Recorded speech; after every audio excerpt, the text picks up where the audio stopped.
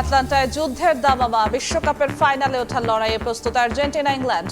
মেসির হাতে আরেকবার শিরোপা দেখার স্বপ্নে বোধ সমর্থকরা।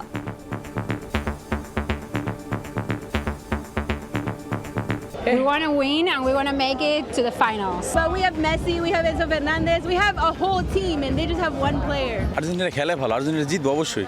লাউতারো মার্টিনেজের উপরে আমি একটা আস্থা রাখতেছি। ব্রিটিশ বধে আকাশী সাদার একাদশে পরিবর্তনের আভাস। বাংলাদেশিদের সমর্থনে আপ্লুত স্ক্যালোনি, জয় উপহার দেওয়ার আশা। আসলেই এটা বেশ চমকপ্রদ।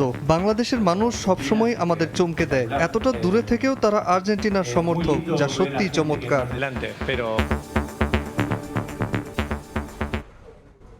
দেখছিলেন প্রধান শিরোনাম। সন্ধ্যার সময় সঙ্গে আছি আমি জিন্নাতারা যশোয়া। এবার অন্যান্য শীর্ষ সংবাদ। মুক্তিযুদ্ধের চেতনার নামে কেউ আর গণতান্ত্রিক অধিকার হরণ করতে পারবে না। সংসদে প্রধানমন্ত্রী। মানবিক বাংলাদেশ গড়তে শিক্ষকদের সহযোগিতা কামনা।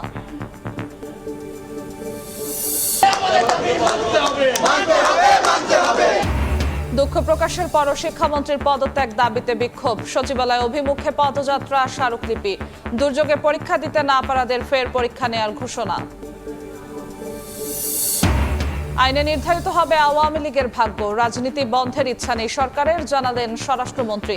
গণহত্যায় জড়িতদের বিচার নিশ্চিতের ঘোষণা চিফ প্রসিকিউটরের।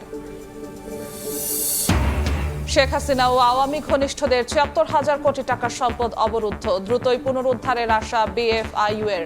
সন্দেহজনক লেনদেন পেলে ব্যবস্থার হুঁশিয়ারি। এবং বন্যায় সব হারিয়ে দিশেহারা চট্টগ্রামের বাঁশখালী ও সাতকানিয়ায় শত শত পরিবার। কক্সবাজারেও মানবেতর জীবন। ঘর নির্মাণ করে দেবে সরকার। ত্রাণে অনিয়ম হলে ছাড় নয়।